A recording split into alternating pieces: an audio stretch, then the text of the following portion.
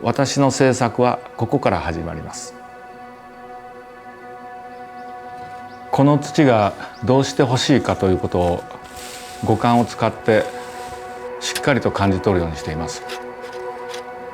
優しく見えて焼くと豪快な表情に変わる土もあるので、これから一緒にやっていくパートナーですから全力で感じ取るようにしています。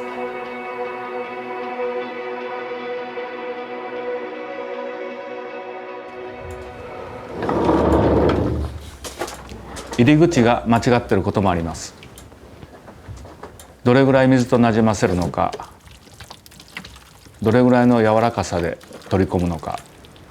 しっかりと土と対応しながら行います。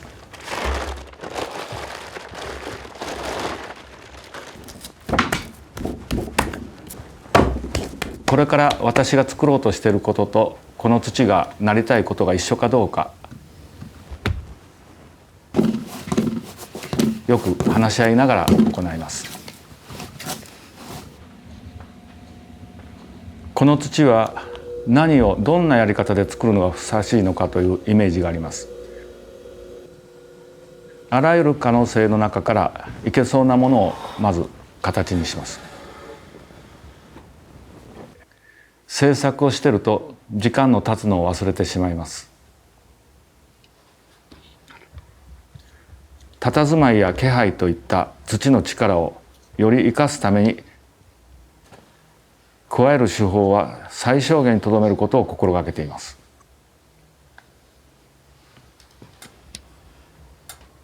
窯の中で窯詰めをしていると、私が作品になったような錯覚を覚えることがあります。私にどんな火が当たってくるのか、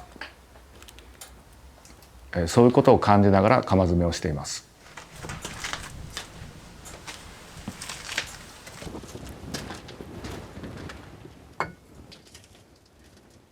補修をしていると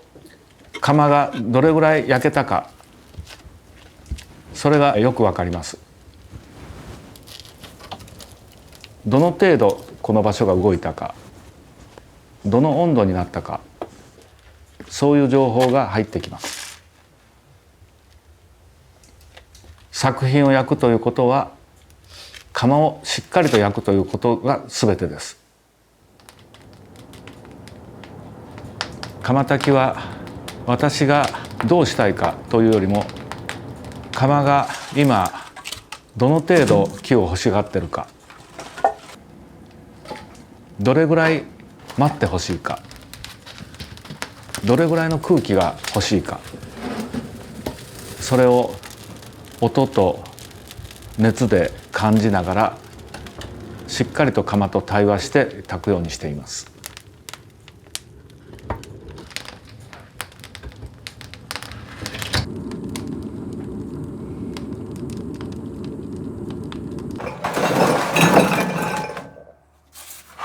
窯出しの時はどうしても派手なものに目が行きがちですが、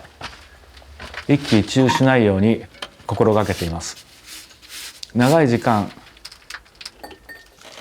飽きの来ない落ち着いた風情があるかどうか、時間をかけて落ち着いて判断をする必要があります。制作の総決算ですから、どうしても窯出しは気分が高揚してしまいがちです。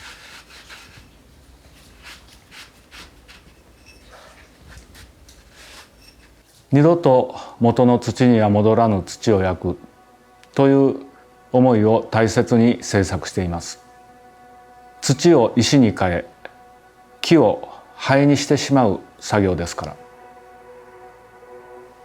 パートナーとして一緒に取り組んできた土が